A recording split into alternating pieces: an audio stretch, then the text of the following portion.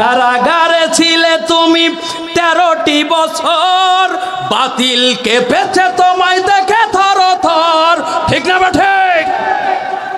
তুমি তো ছিলে মোদের নয়নমণি, শহীদ হয়েছ তুমি এটাই জানি। বলেন আল্লামা সাঈদী তুমি মরণি, শহীদ হয়েছ তুমি এটাই জানি। ঠিক না বা ঠিক? দেহ মাঝে যতদিন ছিল তব প্রাণ, গেয়ে গেছ তুমি সেই প্রভুর কালাম। তাই তো তোমায় ভাবি দিবানিশি, শহীদ হয়েছ তুমি এটাই জানি। খারাপ লাগলো আপনাদের? ইতিহাস প্রমাণ করে যারা আল্লাহর বিপক্ষে লড়াইয়ের ময়দানে নেমেছে, একজনও ফিরে মাজা উঁচু করে দাঁড়ানোর সুযোগ একজনকে আল্লাহ পাক দেয় নাই। ও স্বৈরাচারী শাসক, তুমিও যে পায়তারা করতেছে খুসুত করে দেশে ঢুকে পড়বা, খবরদার এই আশা করো না মাজা উঁচু করে দাঁড়ানোর ক্ষমতা আল্লাহ পাক তোমাকে দেবে না। আর যদি তুমি ফিরে আসার চেষ্টা করো, বাংলার 16 কোটি তাওহীদি জনতা আর বুলেটের ভয়ে বসে থাকবে না, তোমাকে আবার তোমার পশমে পশমে ফাঁসি দিয়ে বিচারের রায় কার্য করে তারপরে বাড়িতে ফিরবেন কারা? 2 হাত তুলে আল্লাহকে দেখাও তারা। শোনে কাউ ইখরিজুক আও ইখরিজুকা ওয়া ইয়ামকুরুনা ওয়া ইয়ামকুরুল্লাহ ওয়াল্লাহু খায়রুল মাকিরিন।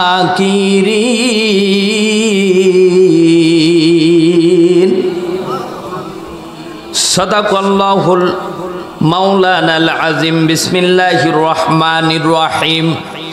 قال رسول الله صلى الله عليه وسلم من أحب لله وأبغض لله ومنع لله وأطاع لله فقد استكمال الإيمان. وقال رسول الله صلى الله عليه وسلم لعن الله من النساء الصلتا والمرحى والمبصلا والمصورفا.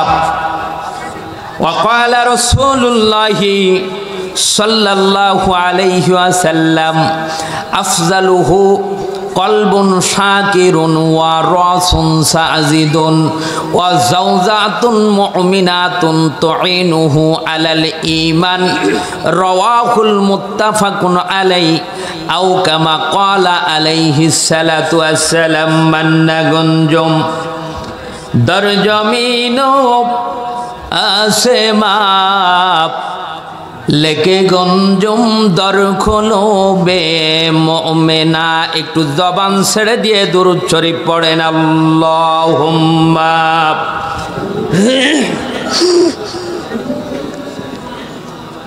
মাওলানা মুহাম্মাদ ওয়া আলা আলি সাইয়্যিদিনা রাসূলিনা মুহাম্মাদ। আল্লাহুম্মা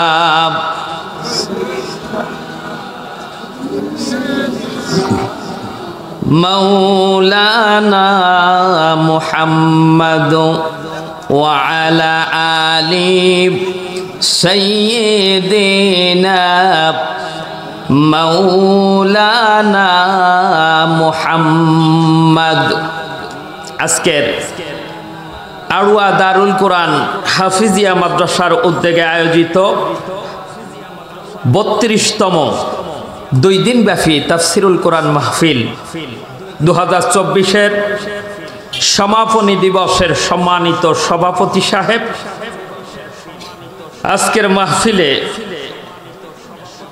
আমার আগে আলোচনা করেছেন যে সমস্ত ওলামায়ে হযরত।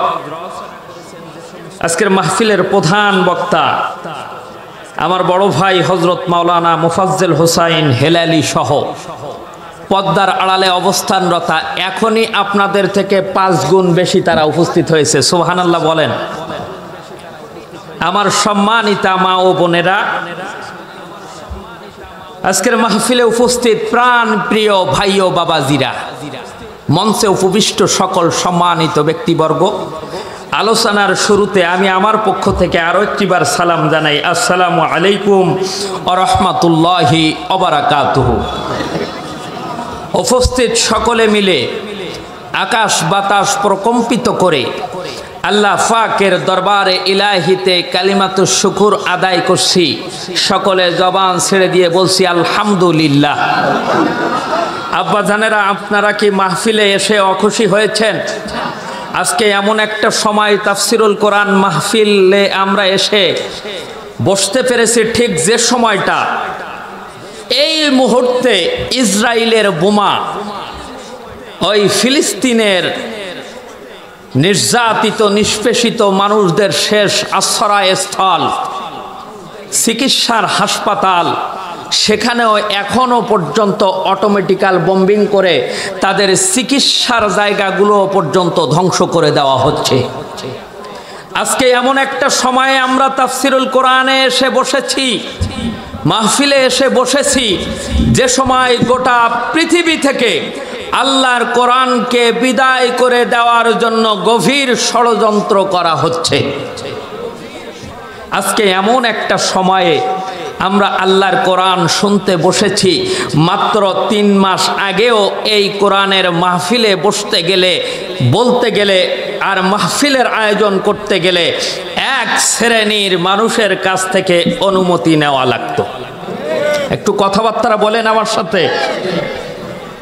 আজকে এমন একটা সময়ে আমরা কথা বলতে বসেছি কোরআনের মাহফিলে, যেই মানুষটা বাংলার অলিতে গলিতে এই তাফসিরুল কোরআন মাহফিলের প্রবক্তা, বাংলার জমিনে দীর্ঘ 50টি বছর শুধু বাংলাদেশ নয়, গোটা পৃথিবীর আনাচে কানাচে কোরআনের কথা বলে বলে পৃথিবীর মানচিত্রে ইসলামী দেশ হিসাবে বাংলাদেশের যে পরিচয়টা যিনি তুলে ধরেছিলেন, তিনি আজকে পিরোজপুরের জমিনে ঘুমায় আছে। তাকে এই দুনিয়াতে থাকতে দেওয়া হয় নাই।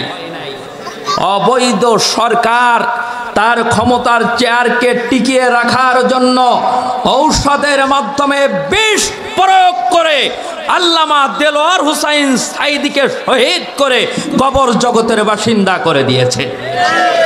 আজকে এমন একটা সময়ে আমরা কোরআনের মাহফিল করতে বসেছি, যে সময়ে এই দেশের ছাত্র জনতা, আপামর জনগণ অত্যাচারিত শয়তান ওই জালেম সরকারের বিরুদ্ধে এক সাগর রক্ত দিয়ে আবার এই কোরআনের মাহফিল করার পরিবেশ আমাদের করে দিয়েছে। আজকে এমন একটা সময় আমরা কোরআনের মাহফিল করতে বসেছি, একটা সময় আমরা দেখেছি, আস্তে কথা বলতে হবে বাবা, পেছন দিকে কোনো সাউন্ড হবে না। এমন একটা সময়ে কোরআনের মাহফিলে আমরা বসেছি, এখান থেকে 4 মাস আগে আমরা দেখেছি কোরআনের মাহফিল করতে গেলে মাহফিলের কর্তৃপক্ষ হুজুরের কে অনুরোধের সাথে বলতো, হুজুর এমন কোনো কথা বলবেন না যাতে করে আগামীকাল আমাদের বিছানা নিয়ে ঘেরের বাসায় দৌড়াতে হয়। আবার এক শ্রেণীর নেতারা এসে বলতো, হুজুর খবরদার রাজনীতি করবেন না। আর আমরা যারা আসতাম মাহফিল শুনতে, তাদের মনটা চাইতো যে কোরআনের হক কথাগুলো শুনে বাড়িতে যাই। আল্লাহ পাক এমন একটা পরিবেশ করে দিয়েছে, আজকের বক্তার মুখ থেকে মাইক কেড়ে নেওয়া তো দূরের কথা, যদি কেউ আঙ্গুল উঁচু করে তার হাত চুদ্ধ বাংলার জমিনে ছিঁড়ে কেটে ফেলে দেওয়া হয়। বলেন তো এই পরিবেশ কে দান করেছে? আপনারা যদি মনে করেন যে শুধু ছাত্র আর জনতা আমরা মিলে রাজপথে লড়াই করেছি, স্লোগান দিয়েছি আর আল্লাহ পাক এই বিজয়, আর আমাদের এই বিজয় এমনি এমনি হয়েছে, আমি বলবো না, এটা ভুল কথা। বিজয় ততক্ষণ পর্যন্ত সম্ভব হয় নাই যতক্ষণ আসমান থেকে আল্লাহ পাকের সাকিনা সাহায্য নাজিল হয়েছে, ততক্ষণ পর্যন্ত বিজয় বাংলার জমিনে আসে নাই।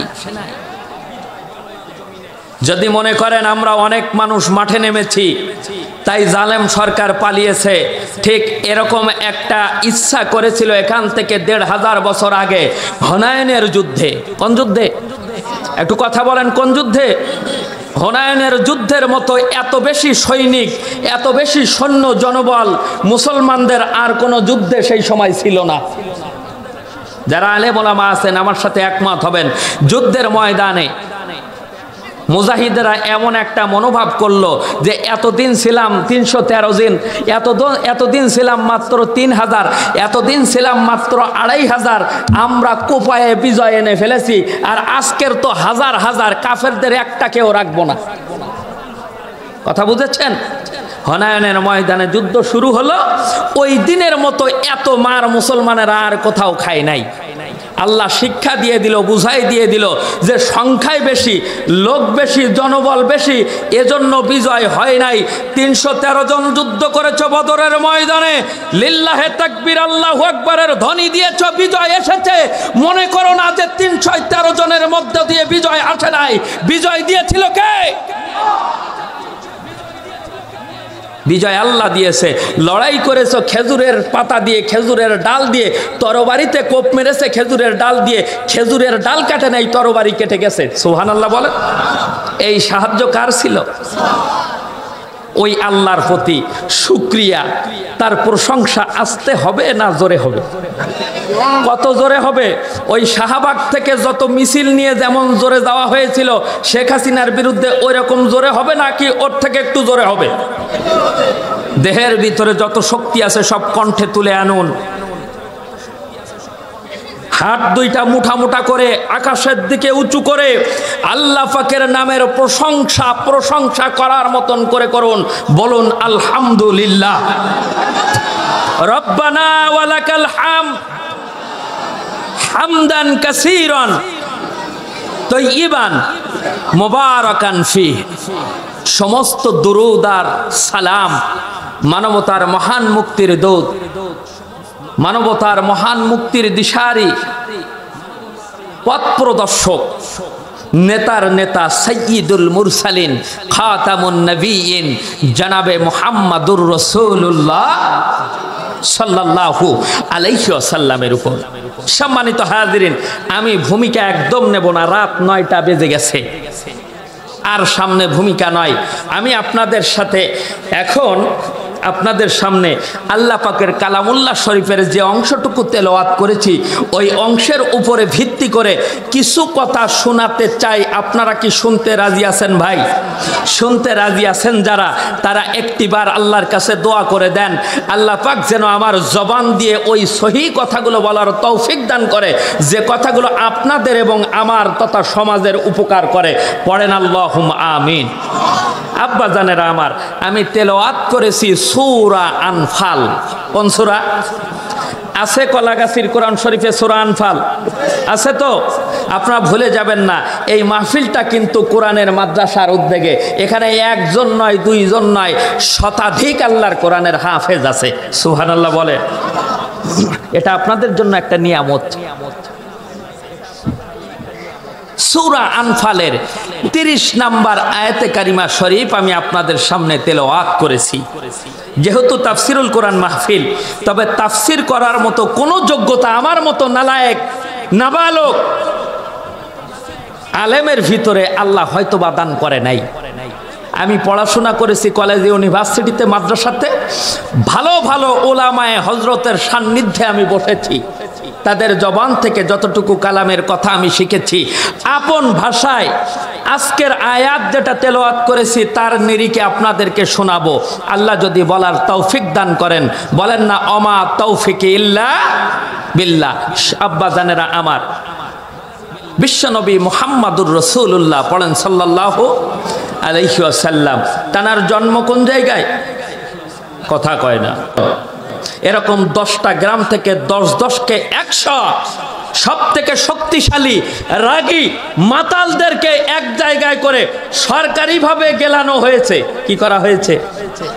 সরকারিভাবে খাওয়ানো হয়েছে, মদ খাওয়ানো হয়েছে, নারী দিয়ে নর্তকী দিয়ে গান বাজনা করে তাদের মনোরঞ্জন করা হয়েছে।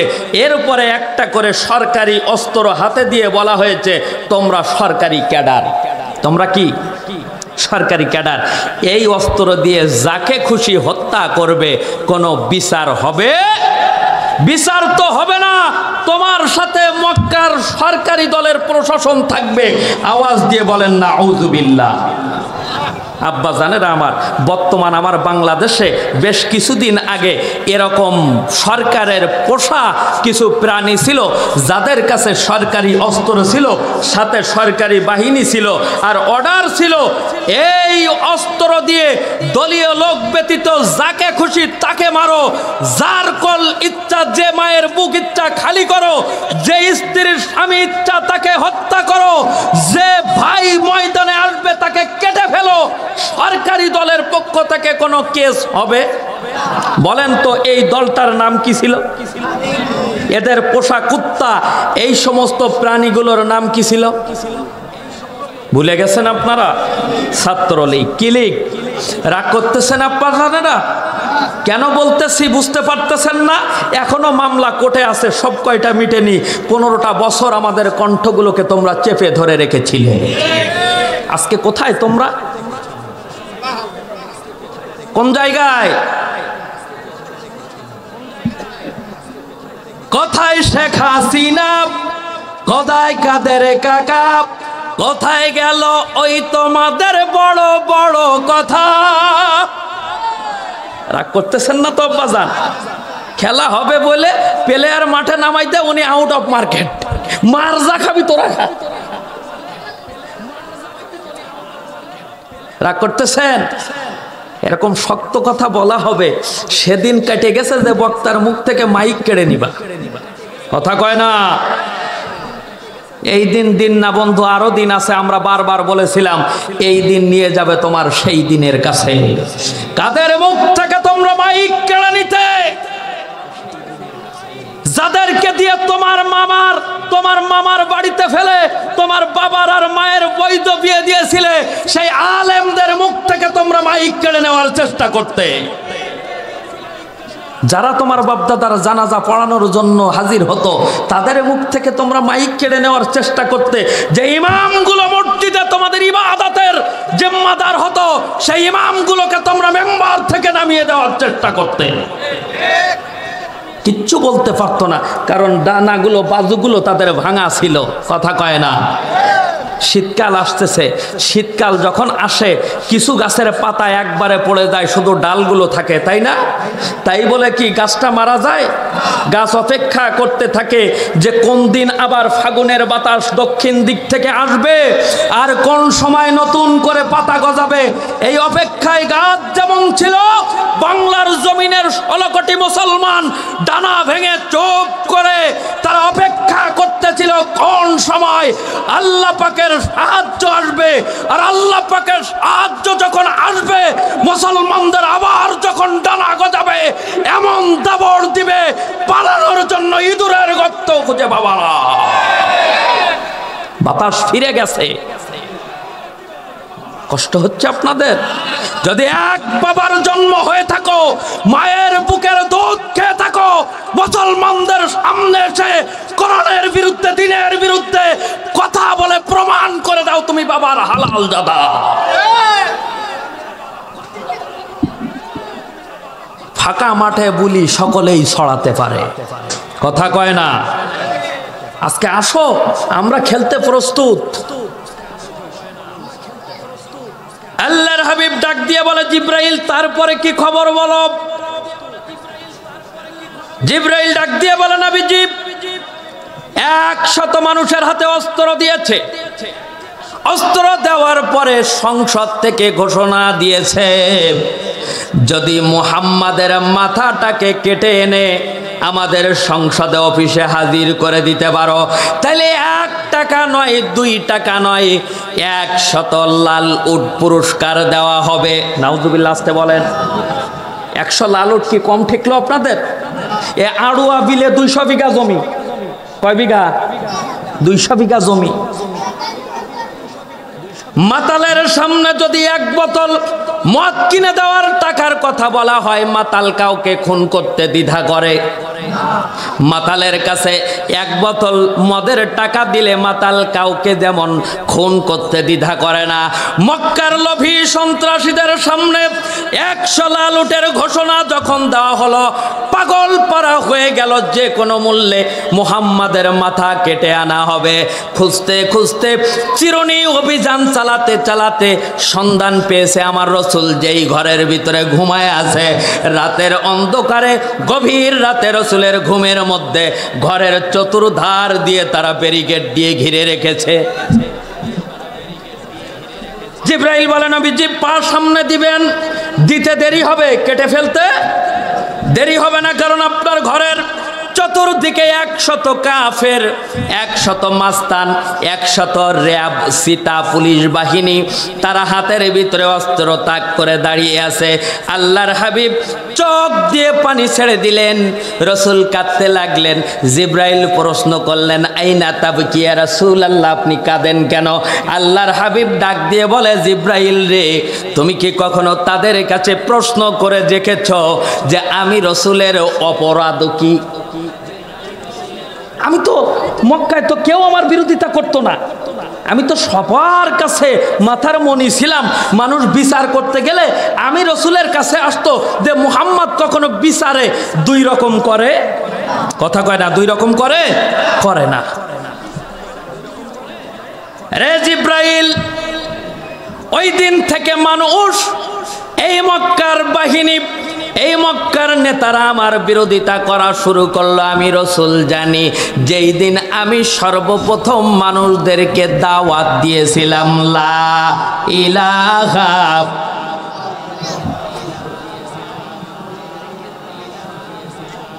যেদিন থেকে আমি দাওয়াত দিয়েছিলাম লা ইলাহা ইল্লাল্লাহ, এই সার্বভৌমত্বের, এই জগতের মালিককে। এটার আরবি হচ্ছে লা ইলাহা ইল্লাল্লাহ। এটার আরবি কি? লা ইলাহা। আমার রসুল বলে দিল যে জগতের একমাত্র মালিক, তোমার আমার যা কিছু আছে, চন্দ্র সূর্য গ্রহ নক্ষত্র, সমস্ত ক্ষমতার একমাত্র মালিককে। এই দাওয়াতটা কে দিল? আমার রসুল তাদের কাছে দিল। দেওয়া মাত্রই তাদের যেন কাটা ঘায়ে লবণের মতো লাগলো। যে মানুষগুলো রসুলের বেয়াই ছিল, রসুলের আত্মীয় ছিল, রসুলের সাথে সম্পর্ক ভালো ছিল, যারা আমার হাবিবকে আল আমিন বলে ডাকতো, সবাই মুখটা ঘোরায় নিল। নাউজুবিল্লাহ বলেন। কেন? ও মুহাম্মদ, এইটা তুমি কি বলো?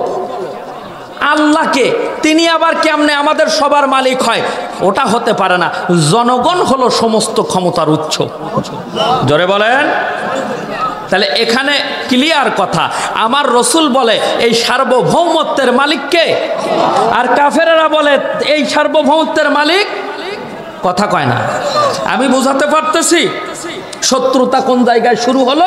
আমার রসুল বলে যে এই পৃথিবী একমাত্র নিয়ন্ত্রণ করেন কে?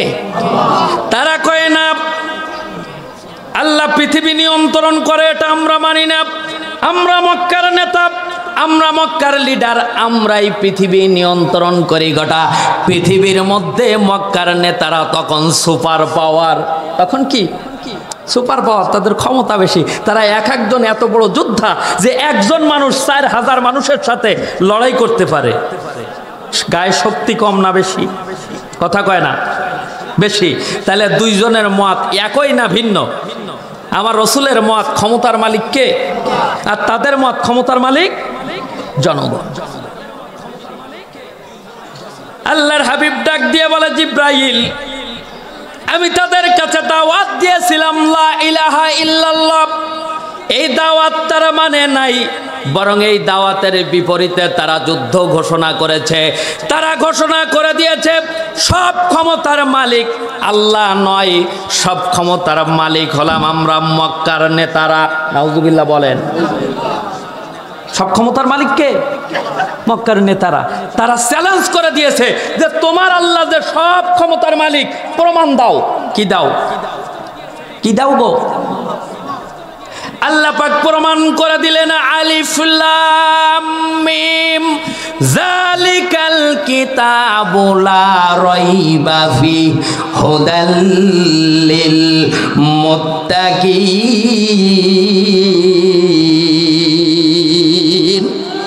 এরকম দুই হাত টান টান করে কোন আল্লাহু আকবার। আল্লাহ বললেন আমি যে সব ক্ষমতার অধিকারী তার সর্বপ্রথম প্রমাণ দিলাম, আমি একটা কিতাব নাজিল করে দিলাম। এই কিতাবের ভিতরে কোনো সন্দেহ আছে? কথা কয় না আছে?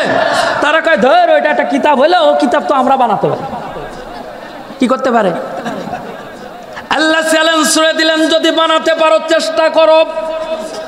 দীর্ঘদিন যাবত তারা চেষ্টা করলো, মাগাত একটা কোরআনের মতো কিতাব কি তারা বানাতে পারছিল? কথা কয় না পারছিল? পারে তো নাই, বরং তারা চেষ্টা করে ফেল মারছিল। আল্লাহ কয় দরকার নাই, তোরা যেহেতু আমি আল্লাহর সাথে চ্যালেঞ্জ করলে তোরা সব ক্ষমতার মালিক, তাইলে আমার কোরআনের 10টা সূরার মতো 10টা সূরা লেখ। কয়টা সূরা? 10টা সূরা লেখ। 10টা সূরা যখন তারা ব্যর্থ হয়ে গেল, আল্লাহ বললেন হাবিব দরকার নাই 10টা সূরা লেখার। ছোট্ট কোরআনের সব থেকে ছোট্ট সূরার নাম কি? ইন্না আ'তাইনাকাল কাউসার ফাসাল্লি লিরাব্বিকা ওয়ানহার ইন্না শানিয়াকা হুয়াল আবতার। আওয়াজ দিয়ে কোন আল্লাহু আকবার। আল্লাহ কয় হাবিব ছোট্ট সূরাটা লিখে কাবার দরজার গায়ে টানায় রাখো, তারা একটা সূরা লিখে দেখাক। সুবহানাল্লাহ বলেন। পারছিল? পারে তো নাই, বরং এই সূরার শেষ আয়াতের পরে মক্কার সব থেকে বড় কবি সে লিখে দিয়েছিল লাইসা হাজা কালামিল বাশার। এ কিতাব কোন মানুষের রচনা করা কিতাব নাই, এ কিতাব কার? কোরআনের বাণী যে খোদা আমাকে করেছে পাগল। মারহাবা কর। সকল যুগের মানুষ জানে কি মধু এই আল কোরআনে, তুমি কি সুধা দিলে হে খোদা, বলেন কি মধু দিলে হে খোদা, চিনতে কি কেউ করে ভুল, আমাকে করেছে ব্যাকুল। মারহাবা কোন। চ্যালেঞ্জ ছুড়ে দিয়ে পারল না। আল্লাহ কয় তাহলে কোরআন লেখার দরকার নাই, আয়াত তৈরি করতে হবে না, সূরাও তৈরি করতে হবে না। আমি আল্লাহ পাক আস্তে করে তোদের সামনে কিছু লেখার, যেটা মূল বাক্যের মূল শব্দ, শব্দের মূল হলো অক্ষর। শব্দের মূল কি? অক্ষর। আমি আল্লাহ পাক কিছু কিছু অক্ষর তোদের সামনে দিলাম। তাহা আইন, আলিফ লাম রা, আলিফ লাম মিম, এরকম কিছু শব্দ, কিছু অক্ষর আমি তোদের সামনে দিয়ে দিলাম। চেষ্টা করে দেখ আমি আল্লাহর দেওয়া অক্ষরের সাথে চ্যালেঞ্জ করে মিল রেখে এরকম অক্ষর তোরা তৈরি করতে পারিস নাকি? সুবহানাল্লাহ বলেন। পেরেছিল? পারে নাই। পারে তো নাই। এক শ্রেণীর মানুষ আছে দেখবেন গায়ের বলে পারবে না, ব্রেনের জোরে পারবে না, কিন্তু মুখে পারবে। কোন জায়গায়? কথা কয় না। আরবের মানুষগুলো ঠিক ওই কায়দায় মুখে টঙ্কর। আমার সাতক্ষীরার ভাষায় বলে যে তাদের মুখের জোর ছিল। তারা মুখের জোর দিয়ে কইল যে এটা হতে পারে না, না আমরা যে কোনো ভাবে প্রমাণ করেই ছাড়বো, ছলে বলে কলে কৌশলে বুঝাবো যে সব ক্ষমতার মালিক আমরা। নাউজুবিল্লাহ বলে। আর আমার রসুল কয় সব ক্ষমতার মালিক কে? আমরা বলি সব ক্ষমতার মালিক কে? কথা কয় না বলি সব ক্ষমতার মালিক কে? আল্লাহ আমার রব, ওই রবি আমার সব, দমে দমে তনু মনে তারি অনুভব। বলেন আল্লাহ আমার রব, ওই রবি আমার। তোমার দুনিয়াতে আমি যেদিকে তাকাই, অসীম নিয়ামতে নয়ন যে জুড়াই। আল্লাহু আকবার বলেন। মতামত ভিন্ন। জিবরাইল কয় নবীজি, ওই যে আপনি বলেছেন আল্লাহ রব, আর তারা কয় যে না রব আল্লাহ হতে পারে না, রব আমরা। নাউজুবিল্লাহ বলেন। এইটাকে তারা প্রমাণ করার জন্য তারা চেষ্টা করা শুরু করলো যে এই পৃথিবীতে মুহাম্মদ আল্লাহর রবের পক্ষে দাওয়াত দেয়, আল্লাহর পক্ষে দ্বীনের পক্ষে দাওয়াত দেয়।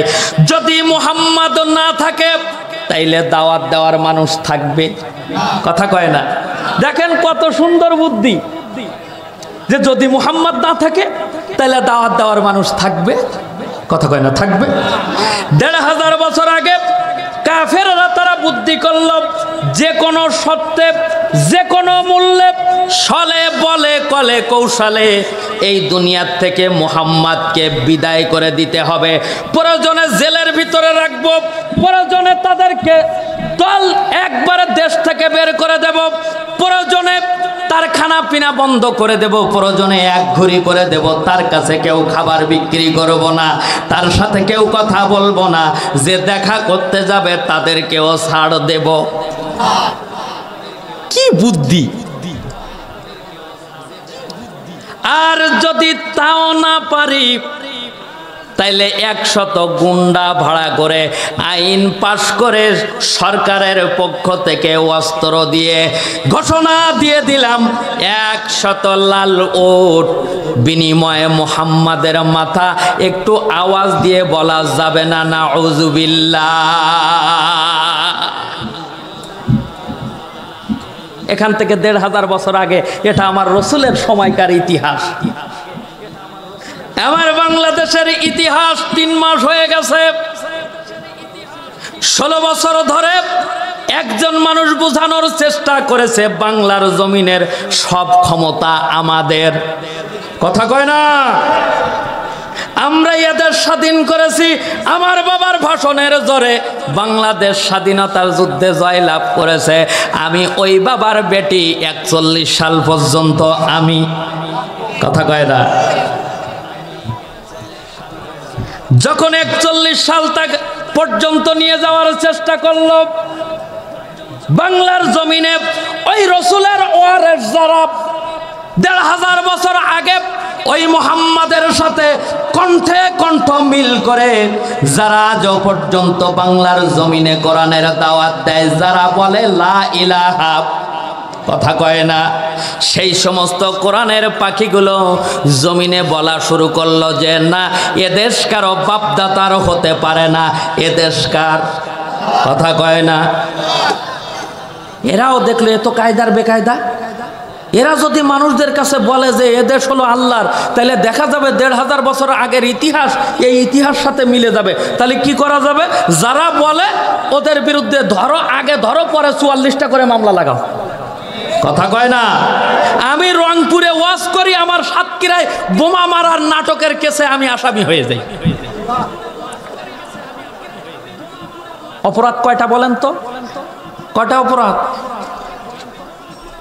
১৫০০ বছর আগে যে অপরাধে আমার রসুলের মক্কা থেকে পালাতে হয়েছিল, ওই একই অপরাধ বাংলার জমিনে আমি তরিকুল ইসলাম বেলালী সহ সব আলেম ওলামার একটাই অপরাধ, আমার রসুল বলে লা ইলাহা ইল্লাল্লাহ, আমরাও বলি লা ইলাহা। কথা কয় না? আপনারা কি বলেন? রব আমাদেরকে। শুরু হয়ে গেল একই হামলা, শুরু হয়ে গেল মামলা, শুরু হয়ে গেল রাজাকার, শুরু হয়ে গেল যুদ্ধ অপরাধী, শুরু হয়ে গেল বয়স ৩৩ বছর হয়েছে তো কি হয়েছে, ওটা চেতনায় রাজাকার। বয়স ৩৩ বছর হয়েছে তো কি হয়েছে, ও চেতনায় রাজাকার। আমরা কিসে রাজাকার? একসাথে বলেন, কোন জায়গায়? মক্কায়। বেড়ে ওঠা, খেলাধুলা করা কোন জায়গায়? ভালো করে বুঝেন, কোন জায়গায়? দাদার বাড়ি কোন জায়গায়? শ্বশুর বাড়ি, বিবাহ শাদী মক্কায়। তানার উপরে এই কোরআন নাজিল হওয়া শুরু হয়েছিল, কথা কয়টা? মক্কায়। আব্বা জানেরা আমার, আমার রসুলের মর্যাদা মক্কার জমিনে কম ছিল না বেশি ছিল? আমার রসুল যখন জন্মগ্রহণ করেছিল মক্কার মানুষ খুশি হয়েছিল নাকি রাগ করেছিল? কথা কয় না। এ জগৎ খুশি হয়েছিল নাকি রাগ করেছিল? খুশি হয়েছিল। আমার রসুল যখন একটু একটু করে বেড়ে উঠতেছিল, রসুলের মান সম্মান মর্যাদা মক্কায় বেশি হচ্ছিল নাকি কমতেছিল? বেশি হতেছিল। আমার রসুল যখন এই যে ঘর থেকে বের হয়ে জমিনে হাঁটবে, এই সূর্যর তাপ আমার রসুলের গায়ে লাগবে, এতটুকু আল্লাহ পাক সহ্য করে নাই। আসমানের মেঘ দিয়ে রসুলের মাথায় কি দিত? ছায়া দিয়ে দিত। আমার রসুল মরুভূমির উপরে হাঁটবে, মরুভূমির পাথর রসুলের পায়ে আঘাত করবে, পায়ে ব্যথা লাগবে, আল্লাহ সহ্য করে? কয় না, সহ্য করে নাই। পাথরগুলোকে তুলার মতো নরম করে দিয়েছিল। সুবহানাল্লাহ পড়েন। আমার রসুলের মা পানি আনতে গেলে রসুলকে পেটে নিয়ে পানির কুয়ার কিনারে গেছে, কুয়া ঢেউ মেরে জোয়ারের পানি যেমন নদীতে উছলায় ওঠে, কুয়ার পানিগুলো আমার রসুলের মায়ের কদমের কিনারে উঠেছিল। সুবহানাল্লাহ পড়েন। মক্কার সব থেকে ধনী মহিলা, সব থেকে সুন্দরী মহিলা বিবি খাদিজা আমার রসুলকে বিয়ে করেছিল। সুবহানাল্লাহ পড়ে। মক্কার ধনী ধনী মানুষগুলো লক্ষ লক্ষ কোটি কোটি টাকার সম্পদ আমার রসুলের কাছে বিশ্বাস করে রাখতো। সুবহানাল্লাহ পড়েন না। কিন্তু এই কোরআন যখন নাজিল হওয়া শুরু করলো, মাত্র 13টি বছর রসুল কোরআনের দাওয়াত দিল, মক্কায় আর থাকার পরিবেশ থাকলো না। রসুল আকরাম সাল্লাল্লাহু আলাইহি ওয়াসাল্লাম রাতের আধারে মক্কা থেকে বলেন তো আদরে চলে গিয়েছিল নাকি বিপদে? কথা কয় না। আদরে যায় নাই, কিসে গিয়েছিল? অথচ এই মানুষগুলো এই কোরআন নাজিল হওয়ার আগে আমার রসুলকে আদর করতো কি করতো না? রসুলকে ভালোবাসতো কি বাসতো না? রসুলকে এমন ভালোবাসতো যে মক্কার মানুষ তারা আল আমিন বলে ডাকতো। কি বলে গো? আল আমিন বলে ডাকতো। ফিরে যান 1500 বছর আগে, অন্তরের ভিতরে প্রশ্ন জাগান। ও তরিকুল ইসলাম বেলালি, যেই মানুষটার এত মর্যাদা, এত সম্মান, মানুষের এত ভালোবাসা, কি এমন অপরাধ 13টা বছরের মধ্যে করেছিল যে রাতের অন্ধকারে তাকে মক্কা ছেড়ে পালিয়ে যেতে হয়েছিল? রাতের অন্ধকারে কি করতে হয়েছিল? পালিয়ে যেতে হয়েছিল। পালিয়ে যখন গিয়েছিল, বলেন তো ছাড়ে গিয়েছিল নাকি জোরে গিয়েছিল? আমার কথা আপনারা বুঝতে পারলেন না, কারণ এক দেশের গালি আরেক দেশের কি হয়? বুলি। আমার সাতক্ষীরার এক বক্তা গেছে নোয়াখালী। কোন জায়গায়? নোয়াখালীতে যায় সে দোকানদারকে এই খাওয়ার হোটেলে যায় বলতেছে, ভাই আমাকে হেহের তরকারি দিয়ে ভাত দেন। কিসের তরকারি? তো নোয়াখালীর হোটেলওয়ালা তো আশ্চর্য হয়ে গেছে যে সারা জীবন এত মাছ গোস্ত তরকারি বিক্রি করলাম, কখনো হেহে বিক্রি করি নাই। তো সাতক্ষীরার বক্তা বলতেছে, ভাই রাগ করবেন না, আমরা সাতক্ষীরার মানুষ পানিকে পানি বলি, আপনারা কি বলেন? কথা কয় না। আপনারা হানি বলেন, পানি বলেন। সাতক্ষীরার পানি আর এই যশোরের পানি যদি নোয়াখালীতে যায় কি হয়? তো সাতক্ষীরার পানি নোয়াখালীতে যে যদি হানি হয়, সাতক্ষীরার পেঁপে নোয়াখালী যে হেহে হবে না কোন কথায়? হ্যাঁ, এজন্য আমার কথা বুঝতে একটু মনে হয় আপনাদের কষ্ট হচ্ছে নাকি? বলেন তো, আমার রসুল সাত করে বাড়ি থেকে চলে গিয়েছিল? যায় নাই। আমার রসুল সাত করে বাড়ি থেকে পালিয়ে যায় নাই। আমার রসুল যেদিন বাড়ি থেকে পালাবে ঘুমায়েছিল ঘরের ভিতরে। কোন জায়গায়? বক্তৃতা প্রত্যাশা করবেন না, মনোযোগ দেন। রাতের অন্ধকারে জিব্রাইল এসে ডাক দিল, ওগো নবীজি আর আপনাকে মক্কায় থাকা যাবে না। অর্ডারটা কার? কার অর্ডার? আল্লাহ পাকের অর্ডার। আমার রসুল ঘর থেকে তড়িঘড়ি করে উঠে কদম সামনে দিবে, পা বাইরে দিবে। জিব্রাইল রসুলকে থামায় দিলেন, নবীজি যায়েন না, ঘরের বাইরে পা দিবেন, মাগার আপনার দেহ থাকবে, পা থাকবে। এই কথাগুলো আলা ইখওয়াতিহি, তোমার ভাইদের কাছেও যেন তুমি বলো না। দুনিয়ার কারো কাছে তো তুমি বলো না, তোমার ভাইদের কাছেও এই কথাগুলো বলো না, কারণ যেখানে এক কান থেকে দুই কান হয় ওর মধ্যখানে কার কান থাকে? এই কথাগুলো যখন ইউসুফ আর তার পিতা বলতেছিল ইয়াকুব আলাইহিস সালাম, তার মেজো ভাবি কথাগুলো শুনে দুনিয়ার গন্ডগোল লাগাই দিয়েছিল। বাদ বাকি ইউসুফ আলাইহিস সালামের ইতিহাস আপনাদের জানা, বুঝেন নাই? তাহলে এক নাম্বারের গজব, এই 4 শ্রেণীর এক শ্রেণী যদি বাড়িতে ঢোকে ভাইয়ে ভাইয়ে মিল থাকবে, ভাই ভাই মিল থাকবে। 2 নম্বরে, এই 4 শ্রেণীর কোনো এক শ্রেণীর মেয়ে যদি তোমার বাড়িতে যায়, পৃথিবীর বুকে একজন সন্তানের কাছে সব থেকে দামি হলো এই পৃথিবীর বুকে তার মা আর বাবা। কে দামি? মায়ের মতো আপন কেউ পৃথিবীতে আছে নাকি?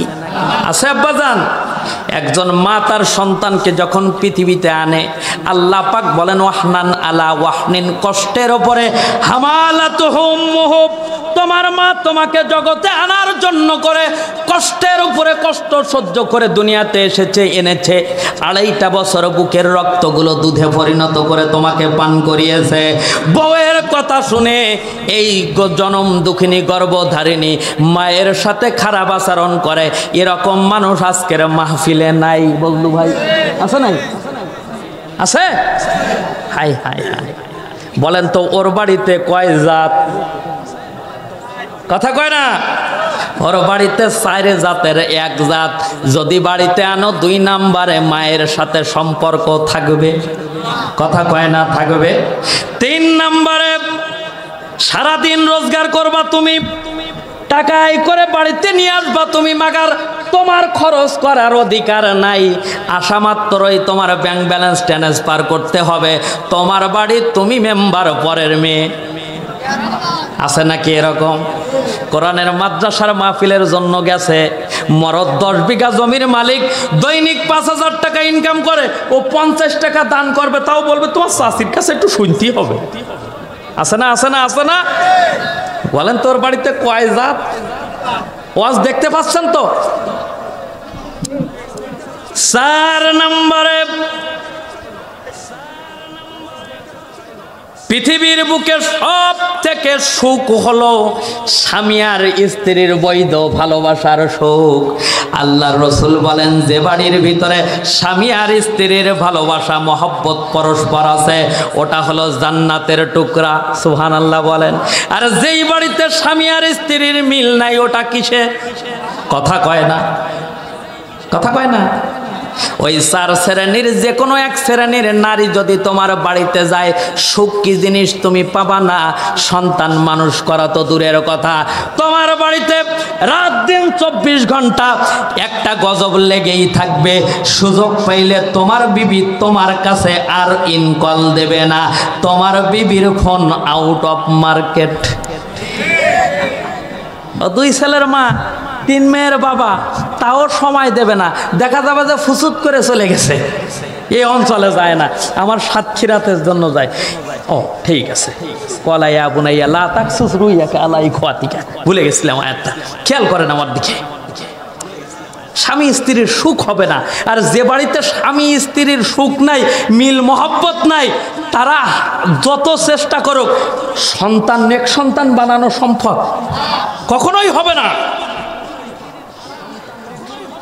কয় শ্রেণীর নারী? ইমাম গাজালি রহমাতুল্লাহ আলাইহি নেক সন্তান কি জিনিস এর উপরে সুন্দর একটা টিকা লিখেছে। ইমাম আবু হানিফা রহমাতুল্লাহ আলাইহির কিতাবের ভিতরেও আছে, ইমাম তাহাবির তাহাবি শরীফের ভিতরে আছে, ইমাম মালিকের জীবনীতেও পাওয়া যায়। এই ঘটনাটা 2 ভাবে আসছে, আমি কি একটু বলবো? কষ্ট হচ্ছে বলবো ভাই? সমস্যা? খেয়াল করেন, ইরাকের বুকে এক বিধবা মহিলা ইন্তেকাল করলেন। আমি যাচ্ছি ওইদিকে।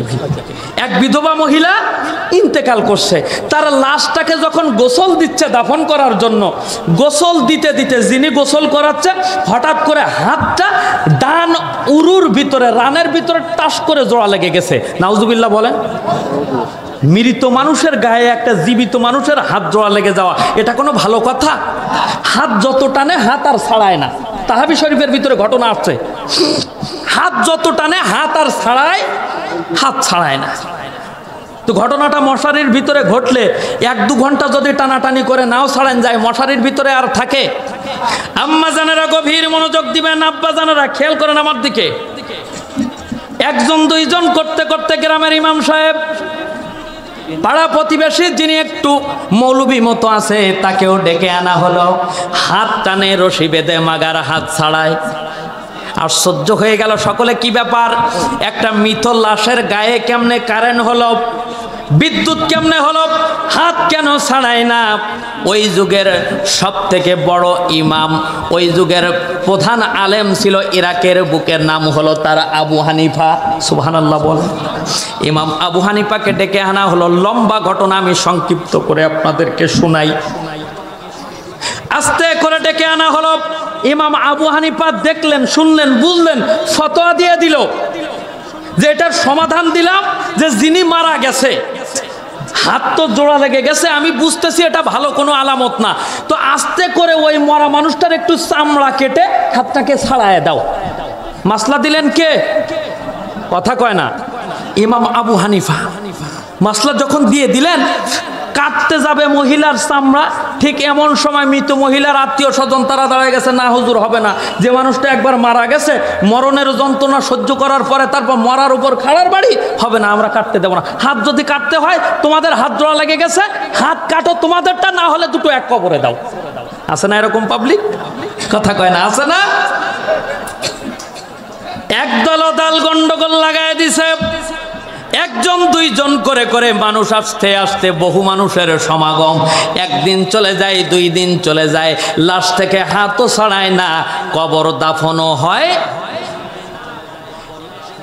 ইমাম তাহাবি 14 বছরের ছাত্র ইমাম আবু হানিফা, উনিও ঘটনা দেখার জন্য আসলো। দেখার পরে আস্তে আস্তে করে ইমামে আজম আবু হানিফার কাছে যে সালাম দিলেন, আসসালামু আলাইকুম ইয়া উস্তাদুল মুকাররম। হুজুর, আমি তাহাবি এসেছি দেখার জন্য, এসে শুনলাম মৃত মানুষের লাশটাকে কেটে সমাধান দেওয়ার জন্য আপনি বলে দিয়েছেন, লাশটাকে দাফন করার জন্য বলেছেন। এই ফতোয়া নিয়ে মারামারি। হুজুর যদি বেয়াদবি না নেন, আমি তাহাবি বলতে চাই, মাসালাটা মনে হয়, সিদ্ধান্তটা মনে হয় সঠিকও হয় নাই। সুবহানাল্লাহ বলেন। আচ্ছা, ছাত্র যত বেশি বুঝুক, ও যদি ওস্তাদের সামনে যায় কয় ওস্তাদ আপনারটা ঠিক হয় নাই, ওস্তাদ রাগ করে না, খুশি হয়। কিন্তু ইমাম আবু হানিফা রাগ করে নাই, কারণ জানে তাহাবি এমন একজন ছাত্র, সে এমন কথা বলে না। লম্বা একটা ঘটনা আছে। তাহাবি যেদিন জন্ম নেবে, দুনিয়ায় আসবে, ডেলিভারি এখনো হয় নাই, মা মারা গেছে। কথা কয় না, মা মারা গেছে, এরকম ঘটনা ঘটে না? সব চিন্তা ভাবনায় পড়ে গেল যে কি করব। মানুষ মারা গেলে পেটে যে থাকে সেও তো মারা যায়, এখনো নড়াচড়াও করে না। একদল বলতেছে নাও আমরা কাফন করে দাফন কবর দিয়ে দেই, আরেক দল বলতেছে দেখি একটু অপেক্ষা করি, ইমাম আবু হানিফা আসুক। এরকম ঘটনা যদি আপনাদের ঘটে কি করবেন? ইউটিউব মুফতিরা সব কিন্তু চিনতে পারে, আর ফেসবুক মুফতিদের আর কথা বলা যাবে না। আছে ছোট্ট সুন্দর একটা সমাধান আছে, খেয়াল করেন। আমি লম্বা করব না কথা, আমার বিশেষ উদ্দেশ্য আছে।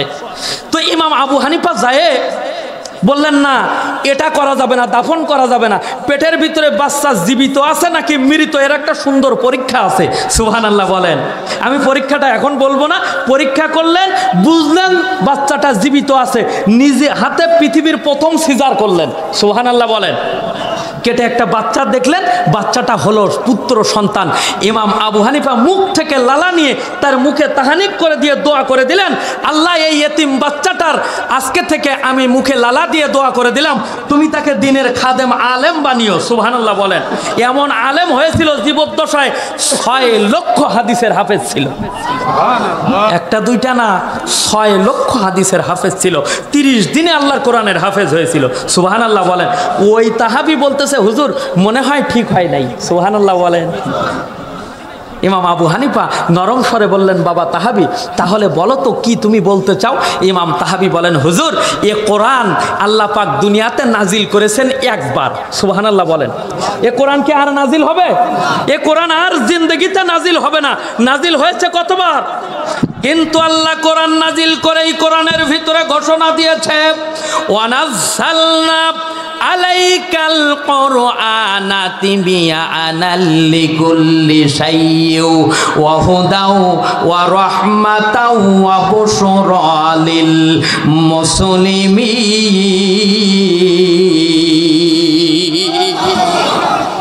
পৃথিবীতে কোরআন এসেছে একবার, থাকবে কিয়ামত পর্যন্ত। পৃথিবীতে সমস্যা হবে বারবার, সমস্যার সমাধান নিতে মানুষও ফিরে যাবে কোরআনের কাছেও বারবার। সুবহানাল্লাহ বলেন। কোরআনের কাছে যাবে যখন, কোরআন সমাধান তৎক্ষণাৎ দিবে তখন। সুবহানাল্লাহ বলেন। কারণ এ কোরআন হলো জীবন্ত। কোরআন জীবন্ত না মৃত? কথা কয় না, কোরআন জীবিত না মৃত? এ কোরআন হলো জীবন্ত। পৃথিবী থাকবে যতদিন, এ কোরআন থাকবে ততদিন পৃথিবীর কেউ কোরআন ধ্বংস করতে পারবে, কারণ এই কোরআনের হেফাজতকারী কে? নাহনু নাযালনায যিকরা ওয়া ইন্না লাহু লাহাফিজুন। যদি আগুন লেগে পড়েন, যদি আগুন লেগে ধ্বংস হয়ে যায় পৃথিবীর সব বইয়ের দোকান, তবু বিশ্ব থেকে হারাবে না পবিত্র কোরআন। হারাবে নাকি? বলো কেমন করে কোরআন ধ্বংস করবে?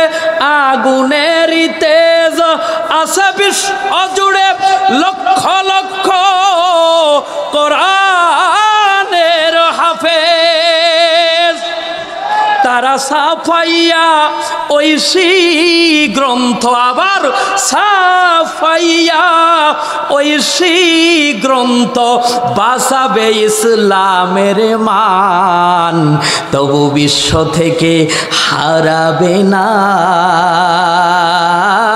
পবিত্র কোরআন। হারাবে? সম্ভব? হারাবে না। ইমাম আবু হানিফা কয়, বাবা তাহলে তুমি একটু সমাধানটা দেওয়ার চেষ্টা করো।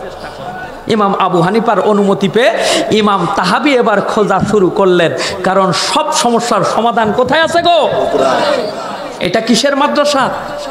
কোরআনের মাদ্রাসা। কিসের ওয়াজ চলতেছে? সুবহানাল্লাহ বললেন না? আলহামদুলিল্লাহ বললেন না? আমরা এত বড় ভাগ্যবান যে আজকে কোরআনের মাহফিল। কিয়ামত পর্যন্ত ফিরে আসার সম্ভাবনা আছে? নাই। কিন্তু যে মূসা গিয়েছিল ফেরাউনের কাছে, যে ইব্রাহিম গিয়েছিল নমরুদের কাছে, আবু জেহেলের কাছে আপনার আমার নবী গিয়েছিল, কিয়ামত পর্যন্ত মানুষ হৃদয়ের স্পন্দন হিসাবে আউলিয়া কেরাম, আম্বিয়া কেরামের নাম অন্তরের ভিতরে তারা ঈমানের সাথে লালন করবে। এই ইতিহাস থেকে ছোট্ট একটা ভবিষ্যৎবাণী আমি আপনাদেরকে করতে চাই। আল্লাহর বিরুদ্ধে, দিনের বিরুদ্ধে লড়াইয়ের ময়দানে আমার বাংলাদেশের যিনি নেমেছিলেন, বলেন তো তিনি কি আছে? কথা কয় না আছে? নাই।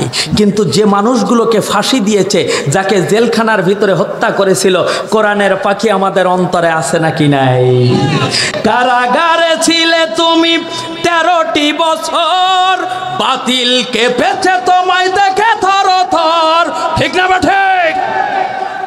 তুমি তো ছিলে মোদের নয়নমণি, শহীদ হয়েছ তুমি এটাই জানি। বলেন আল্লামা সাঈদী তুমি মরণি, শহীদ হয়েছ তুমি এটাই জানি।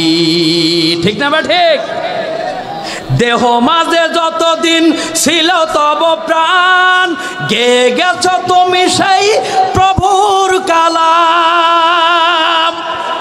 তাই তো তোমায় ভাবি দিবানিশি, শহীদ হয়েছ তুমি এটাই জানি। খারাপ লাগলো আপনাদের? ইতিহাস প্রমাণ করে যারা আল্লাহর বিপক্ষে লড়াইয়ের ময়দানে নেমেছে, একজনও ফিরে মাজা উঁচু করে দাঁড়ানোর সুযোগ একজনকে আল্লাহ পাক দেয় নাই। ও স্বৈরাচারী শাসক, তুমিও যে পায়তারা করতেছে, খুসুত করে দেশে ঢুকে পড়বা, খবরদার এই আশা করো না মাজা উঁচু করে দাঁড়ানোর ক্ষমতা আল্লাহ পাক তোমাকে দেবে না। আর যদি তুমি ফিরে আসার চেষ্টা করো, তাওহীদি জনতা আর বুলেটের ভয়ে বসে থাকবে না, তোমাকে আবার তোমার পশমে পশমে ফাঁসি দিয়ে বিচারের রায় কার্য করে তারপরে বাড়িতে ফিরবেন কারা? দুই হাত তুলে আল্লাহকে দেখাও তারা। শোনেন, এরকম করে তাকবীরের জাত মারবেন না। আপনার একদম মদিনাতে ঢেলবেন আর ওই তাকবীর ফিউজ হয়ে গিয়ে এরকম ভোল্টেজ লো নিয়ে ময়দানে 1 ঘন্টা কেন 1 সেকেন্ডও টিকে থাকতে পারবা না। ময়দানে টিকতে গেলে বুকের ভিতরে ঈমান থাকা লাগবে কার উপর? আল্লাহর উপর অবিচাল আস্থা নিয়ে, ঈমান নিয়ে একজন মর্দে মুজাহিদ আমার রবের নামের তাকবীর দেন। আল্লাহ বড়, আল্লাহু আকবার বলে একটা তাকবীর দেন তো। কার সাহস আছে দেখি একটু?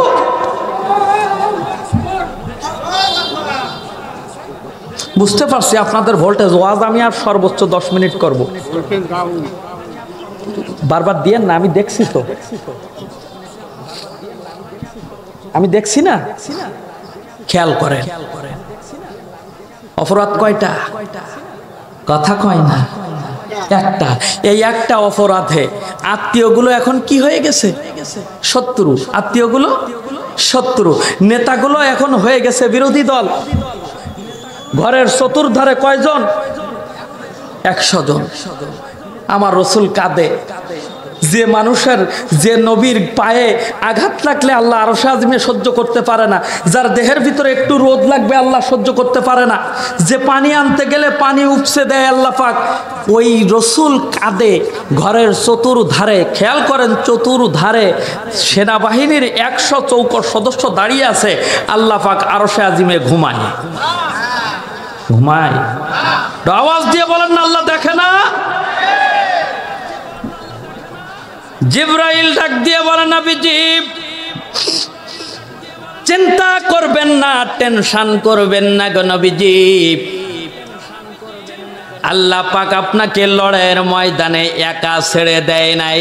যার পক্ষে কেউ থাকে না, যদি সে ইমানের পক্ষে থাকে, দিনের পক্ষে থাকে, তার পক্ষে থাকে কে? ওয়ালা তাহিনু ওয়ালা তাহজানু ওয়া আনতুমুল আলাউনা ইন কুনতুম মুমিনিন। ওই আসলে হাজার বাধা মারিয়ে যাবে তারা, ভয় করে না আল্লাহ ছাড়া। লিল্লাহে তাকবীর। বিপদে আপদে মুসিবতে, বলেন বিপদে আপদে মুসিবতে খোদার রহম থেকে হয় না নিরাশ, মুমিন কখনো হয় না হতাশ। মুমিন ভরসা করে কার উপর? কার উপরে গো? আল্লাহ পাকের উপরে মুমিন সর্বদা ভরসা করে। জিবরাইল আমার রসুলকে জানায় দে, আমার রসুল বের হবে ঘর থেকে, সব কাফেররা দাঁড়িয়ে থাকবে, মাগার পশমও ছিঁড়তে পারবে। এই সারা সাহায্য কার? আমার রসুল ঘর থেকে বের হবে, তবুও মনের ভিতরে এই তস্ততা।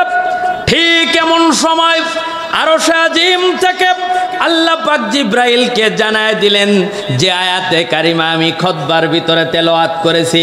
আল্লাহ জানায় দিলেন, হাবিব চিন্তার কোনো কারণ নাই। ওয়া ইজ ইয়ামকুরু বিকাল্লাযিনা কাফারু লিইউসবিতুকা আও ইয়াকতুলুকা আও ইখরিজুকা ওয়া ইয়ামকুরুনা ওয়া ইয়ামকুরুল্লাহ ওয়াল্লাহু খায়রুল মাকিরিন।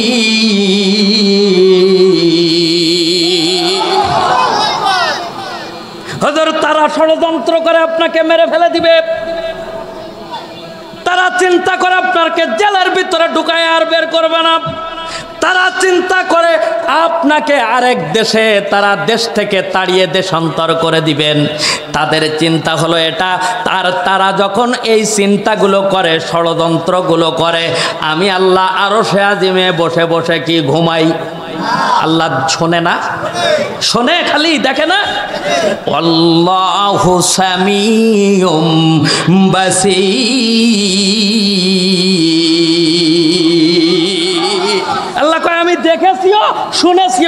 সূক্ষ্ম সূক্ষ্ম কথাগুলো পর্যন্ত আমি আল্লাহ জানি, করুক না কতদূর কি করতে পারে। সুবহানাল্লাহ বলেন।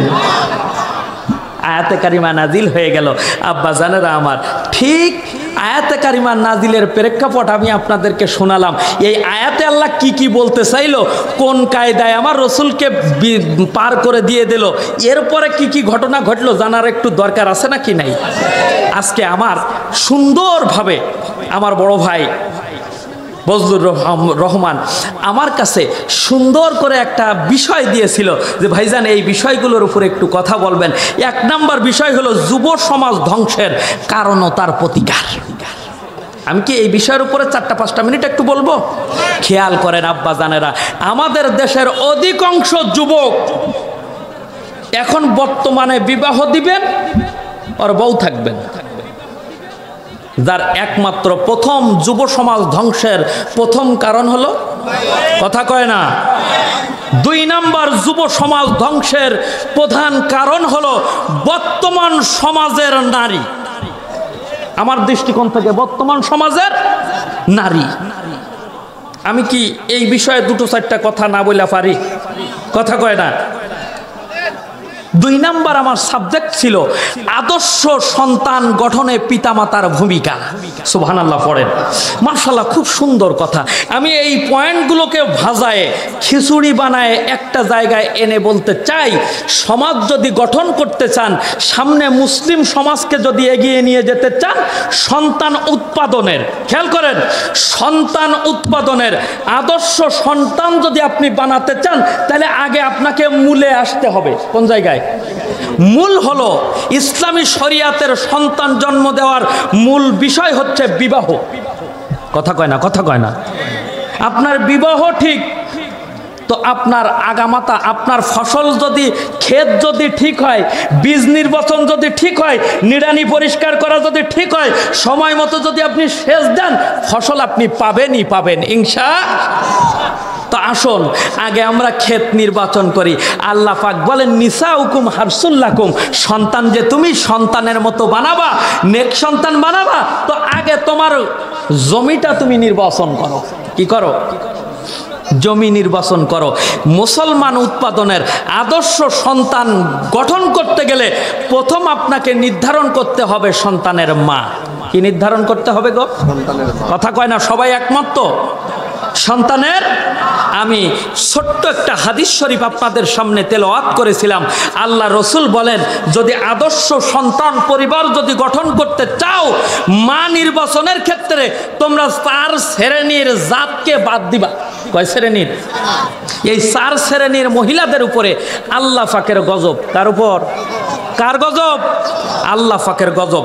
1 নম্বরে আমার সাথে পড়েন, 1 নম্বরে আহিরা, 2 নম্বরে নাজিসাব, 3 নম্বরে মুবারিহা, 4 নম্বরে মুবতালিহা। এই 4 শ্রেণীর মেয়েদের বিয়ে করা হারাম। বিয়ে করা কি? এই 4 শ্রেণীর কোনো এক শ্রেণী যদি তুমি বাড়িতে নিয়ে যাও বিবাহ করে, আল্লাহ রসুল বলেন তোমার ঘরের ভিতরে, তোমার সংসারে আল্লাহর পক্ষ থেকে 4টা গজব নাজিল হবে। কয়টা? একটু বলেন না কয়টা? আর এই 4টা গজব ঘটাবে হলো ইবলিস, শয়তান। কে ঘটাবে? কারণ ইবলিসের সব থেকে বড় অস্ত্র, যত অস্ত্র আছে, স্টান গান বলেন, রাইফেল বলেন, মেশিন গান বলেন, অ্যাটম বোমা, পারমাণবিক বোমা, এই সব বোমার ভিতরে সব থেকে বড় অস্ত্র হলো নারী। কথা কয় না? নারীর চক্রান্ত বড় ভয়ঙ্কর। শয়তানের চক্রান্ত দুর্বল আর নারীর চক্রান্ত ভয়ঙ্কর। কয় শ্রেণীর নারী? এই 4 শ্রেণীর নারী যদি কারোর বাড়িতে বধূ হয়ে যায়, আল্লাহর পক্ষ থেকে শয়তানের দ্বারা তার বাড়িতে প্রথম গজব হবে। খেয়াল করেন, তার বাড়িতে ভাইয়ে ভাইয়ে মিল আর থাকবে। ভাই বড় ধন, রক্তের বাঁধন, যদিও সে পর হয়ে যায়। কিসের কারণ? এটা আমার বানানো কথা নাই, ইমাম গাজালি সুন্দর করে করে এই ব্যাখ্যাগুলো দিয়েছে, আল্লাহর কোরআনের উদ্ধৃতি দিয়েছে। এই কোরআনের ভিতরে সূরা ইউসুফের কিছু ব্যাখ্যা তিনি এখানে উঠায় দিয়েছেন। ইয ক্বালা ইউসুফু লিআবিহি ইয়া আবাতি ইন্নী রাআইতু আহাদা আশারা কাউকাবা ওয়াশ শামসা ওয়াল কমারা রাআইতুহুম লি সাজিদিন। আল্লাহু আকবার বলেন। ক্বালা ইয়া এই আয়াতটা কি? সূরা ইউসুফের ক্বালা ভুলে গেছি। এরপরের আয়াতে আল্লাহ পাক বলতেছেন, খবরদার ইউসুফ, নমরুদের ফিরে আসার কোনো সুযোগ